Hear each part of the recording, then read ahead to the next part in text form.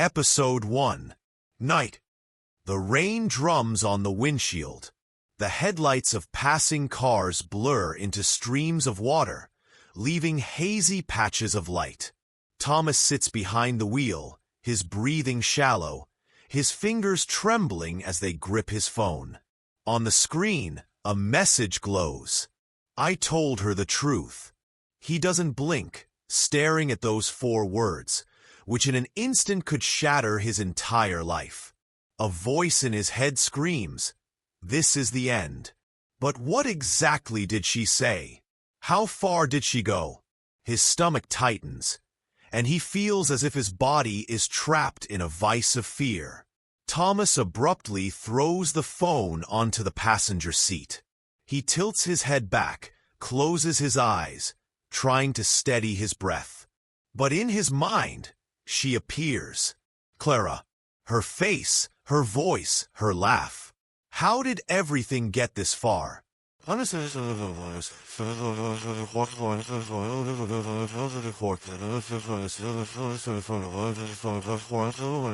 Underscore. 9 months earlier, Thomas walked through the gallery, slowly examining the paintings. He didn't usually enjoy events like this, but his wife insisted. "Art broadens your perspective," she had said, dragging him here while she had already gotten lost in the crowd of guests. His gaze happened to fall on one painting. Abstract brushstrokes, chaotic lines, colors blending into something indistinct yet strangely alluring. Something about this work struck him. It was alive. "Do you like it?" a soft, slightly mocking voice asked. Thomas turned and saw her. A girl with short dark hair, dressed in a simple black dress, standing nearby and smiling. There was a sparkle of excitement in her eyes. "I'm not really into art," he confessed. "It doesn't matter. The important thing is what you feel." He looked back at the painting. Something about it really touched him, though he couldn't explain exactly what. "Chaos," he said after a pause. "But at the same time, freedom." She nodded, crossing her arms over her chest. "Good description. Are you an artist?" he asked. "Indeed. And this painting?" He pointed to the canvas. "Mine." He looked at her, surprised. This made Clara smile even wider. "Do you really like it?" she asked. "I don't know, but it makes me think." "That's something." They continued talking. Thomas asked about her inspiration, how she worked. Clara joked, telling stories about her experiments, her voice light and effortless. He suddenly realized that for the past 10 minutes, he hadn't noticed anything around him. No other guests, no noise, not even his own wife. "You talk about your work with so much passion," he said. "Because it's me." She looked up at him. "Have you ever felt like you found something that perfectly represents you? That everything else is just noise?" He didn't answer, because he was afraid of the answer.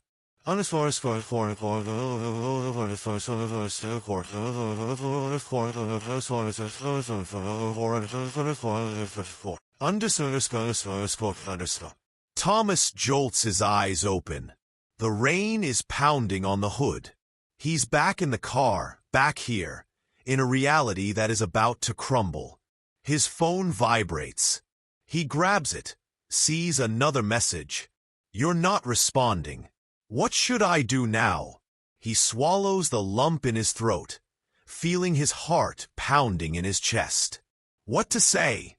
What to do? How to fix what can never be undone? His fingers hover over the screen. He types a reply, and deletes it. He types again, and deletes it again. He lifts his head, staring into the darkness ahead. He feels that tonight will change everything, and there is no way out that won't leave scars.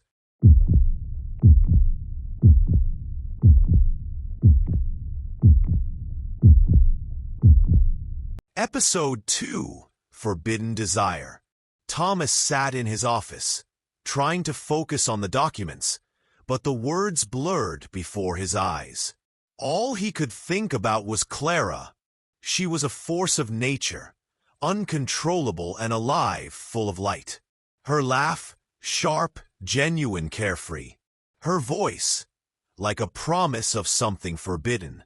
A message popped up on his phone. From her. I painted you again today. Don't ask what exactly. His chest tightened. A mix of arousal and guilt stirred within him. He quickly locked the screen, glanced around. No one. What was he doing? At home, his wife was waiting for him. Emma. She had always been perfect. Every day was scheduled down to the minute. Breakfast, work, dinner, bed. Everything in order. No surprises. At the table, she talked about their son's school, about needing to buy new furniture for the living room. Thomas nodded, responding automatically. He had everything, stability, a family status. So why the hell did he feel like he was suffocating? Thomas, can you hear me? Emma's voice had grown slightly sharper. What? Yeah, of course.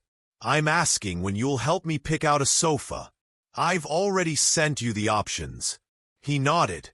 They all looked the same. Clara wouldn't choose a sofa. She'd paint it with colors, then sit on it with a glass of wine and laugh. Damn it. Their second meeting was accidental. At least, that's what he wanted to think. He was walking to a cafe when her voice sounded behind him. I thought you were avoiding me. She stood in the sunlight, free as always. In a stretched sweater, with paint on her fingers. She smelled of oil, canvas, and something sharp, spicy. I'm just busy. Busy or afraid? She said it easily, but there was a glint of mischief in her eyes. Thomas was taken aback, smiled, and looked away. Clara leaned in closer. Come on, Thomas. You know we've already crossed that line.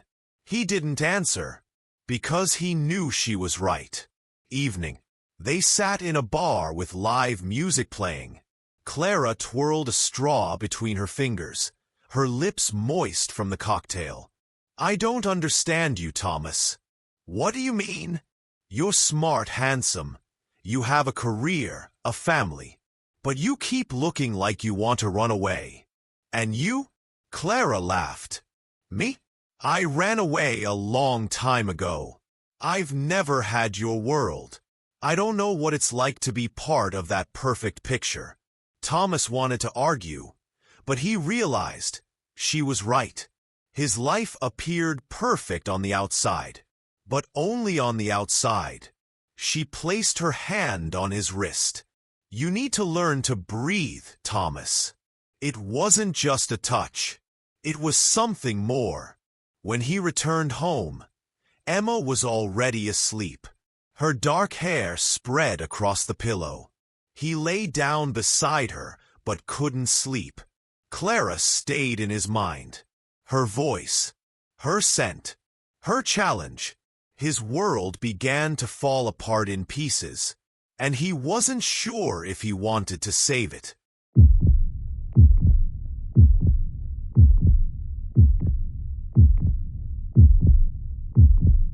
Episode 3. The Edge of Danger. Thomas woke up to Clara's fingers lightly brushing his shoulder. You were mumbling in your sleep. Her voice was husky from the night of love. He rolled onto his back, trying to focus his gaze on the ceiling. The room smelled of wine, paints, and her. Clara lay beside him, wrapped in the blanket, her hair spilling over the pillow, and her lips stretched into a sly smile. What was I saying? Something about a choice. That you made the wrong choice. Thomas remained silent. He already knew what he had done. He left before dawn. The rain flooded the windshield, and the morning city's colors blurred like a failed watercolor painting. The feeling of anxiety grew. While waiting for the green light at the intersection, his phone vibrated on the passenger seat. An unknown number. Thomas frowned and picked up the phone. "Hello?" Silence. Only breathing. Slow and steady. "Who is this?" The breathing stopped. Then there were a few short beeps. A wave of cold washed over him. At the office, he tried to distract himself with work, but the feeling of being watched wouldn't go away. A few times, when he glanced out the window, he noticed a black sedan parked across the street. The driver was nowhere to be seen. For lunch, he went down to a cafe a block away. When he stepped outside, his phone vibrated again. The same number. "Hello," Thomas said sharply, his heart racing in his chest. More silence. Then a whisper. "Do you think you're smart, Thomas?" The voice was distorted, like through an old telephone line. "Who is this? What do you want?" But the caller had already hung up. Thomas wiped his palms on his suit. The feeling of being cornered became unbearable. At home that evening, his wife acted strangely. "What's wrong with you?" he asked as she silently sliced vegetables in the kitchen. "Nothing," she replied too quickly. "Emma." She suddenly placed the knife down hard. "You smell different today." He tensed. "What?" "You smell sweet. Like women's perfume." Blood rushed to his head. Probably someone in the office. She stared at him directly. "Longer than usual. I hope you're not doing anything foolish, Thomas." That night, he couldn't sleep. His wife lay beside him, her breathing steady, but Thomas knew she wasn't asleep. Something was happening. Something was getting out of control. He took his phone and opened the messenger. "Thomas, Clara, we need to be careful." The message was read, but there was no reply. Then, another call from the same number. He picked up the phone, holding his breath. Silence. She already knows. And the beeps.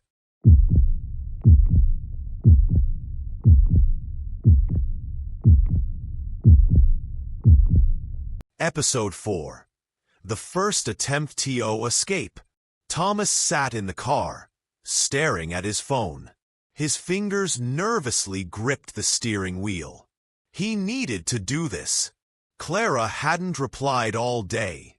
After the last call from the unknown number, the fear had become unbearable.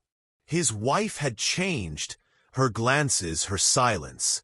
It was as if she were waiting for him to break. He looked at the screen. "Thomas, we need to talk. It's important." The typing dots appeared and disappeared. Then a short message came. "Clara, come over." She was waiting in her apartment, wearing a t-shirt that seemed familiar to him. Yes, because it was his old t-shirt. "You look like crap, Thomas." She crossed her arms over her chest. "I can't anymore." A cold glint appeared in her eyes. "Can't what?" "This is it. Us." Clara smiled. "Just like that, huh?" "Fold everything up like a piece of paper and throw it in the trash." Thomas ran a hand through his hair. "It's not that simple. But I have to do this. I've already gone too far." "Oh, Thomas." She stepped closer. "If you had left a week earlier, I might have let go. But now it's too late." He looked at her.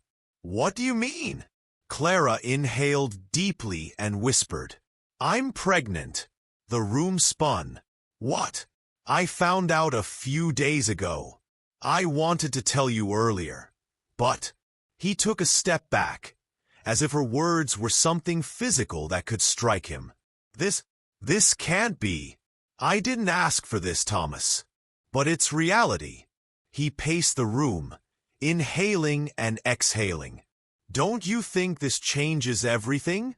Clara sat on the armrest of the sofa. I don't know. I'm not sure I want this child.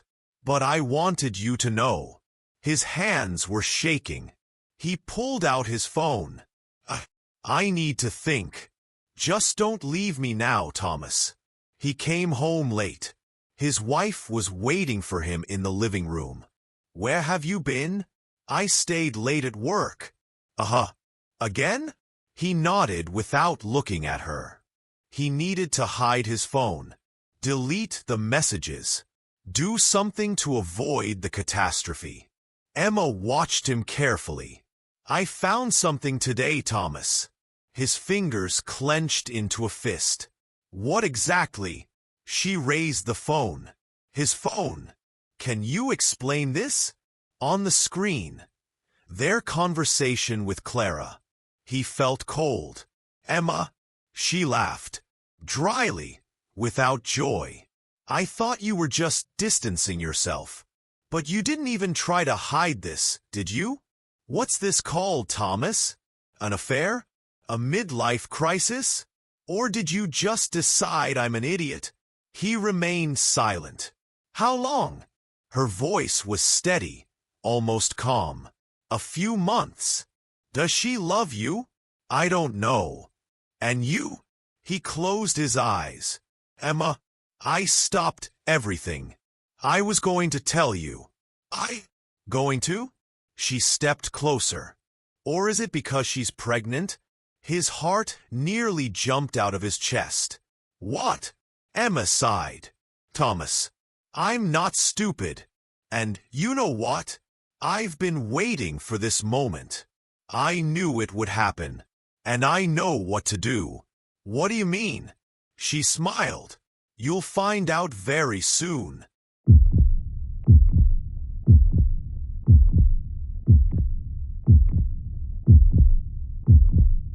Episode 5.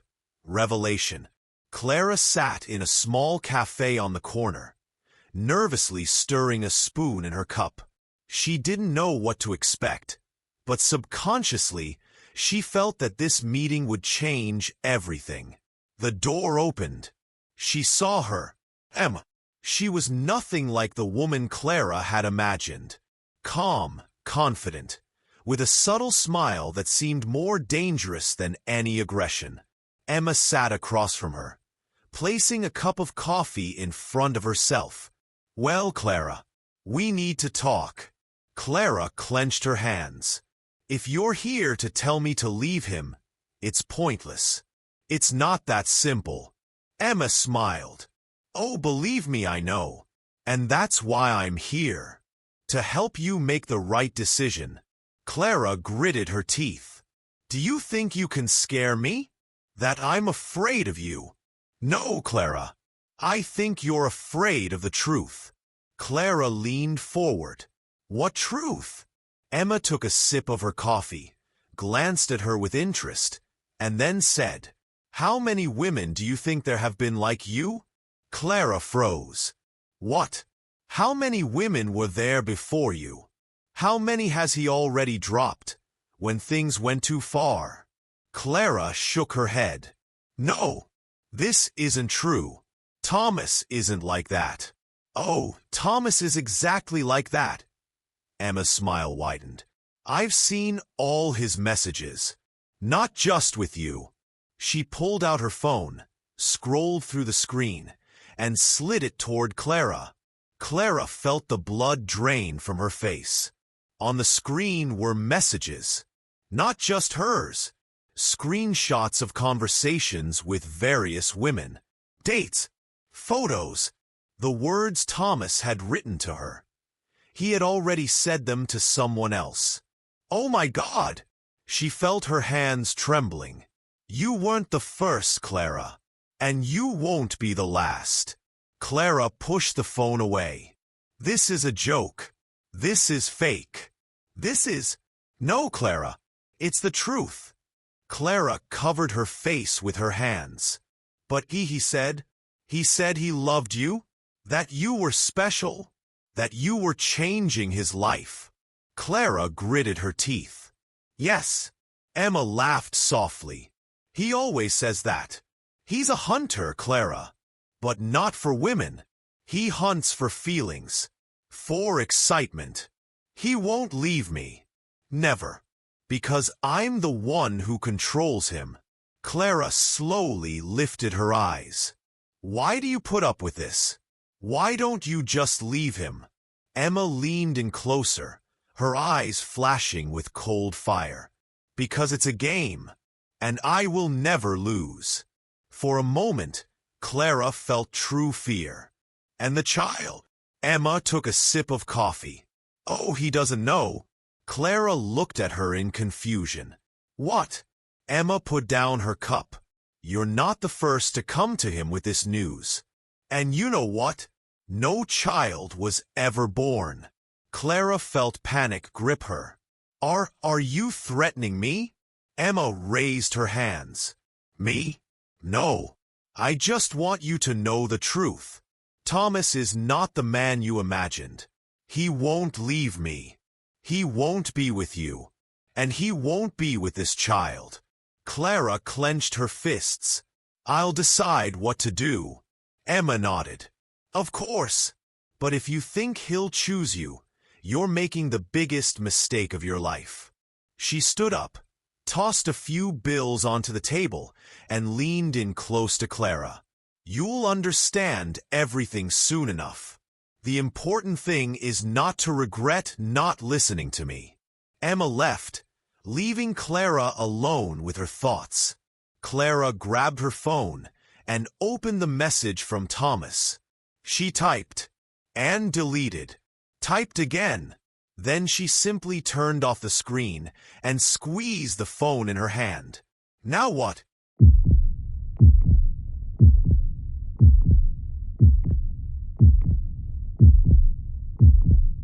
Episode 6. Unexpected Turn. Thomas sat in his car, clutching the phone in his trembling fingers. On the screen, a message from an unknown number. You will never see her again. He read it again. Then once more. His heart pounded in his chest, blood roaring in his ears. Clara, what did this mean? He tried calling her number. Rings. 1, 2, 3. Then a short beep and silence. The phone was off. Damn it. He threw the phone onto the passenger seat and punched the steering wheel. Breathe. Just breathe. He opened their chat. The last message from her, from earlier this morning. I think. What did she mean? What was she thinking? He didn't know. And it was killing him. Thomas began searching for her. First, he called her apartment. No answer. Then he drove to her house. No lights in the windows, the door locked. Damn it, damn it, damn it. He stopped at the doorstep, staring at the door, feeling a tight knot form in his stomach. Clara was gone, and it happened after the meeting with Emma. His wife knew. She knew. He grabbed his phone and dialed her number. Emma, what have you done? Silence on the other end. Then a soft exhale. Oh, finally you're calling. I wondered how long it would take you. Thomas gritted his teeth. Where is she? Good question. But I'm not going to answer you. Emma, stop playing these games with me. I'm serious. Oh, don't give me that tone.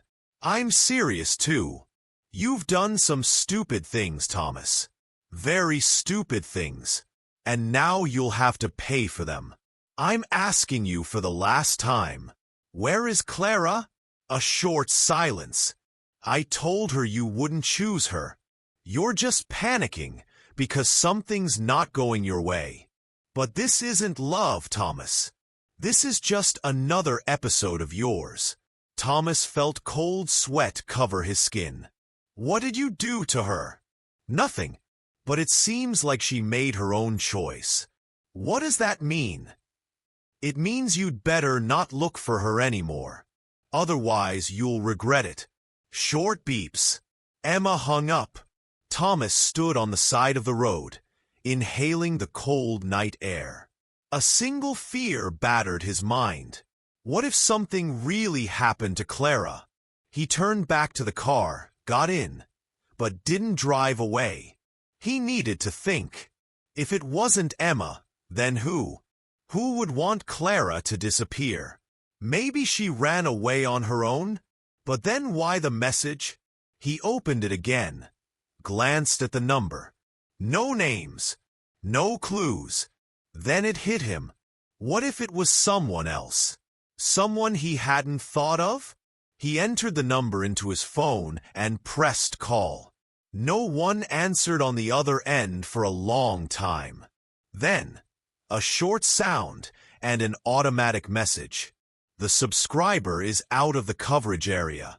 Something was wrong here. Something was very wrong. And he needed to figure it out. Tomorrow, before it's too late.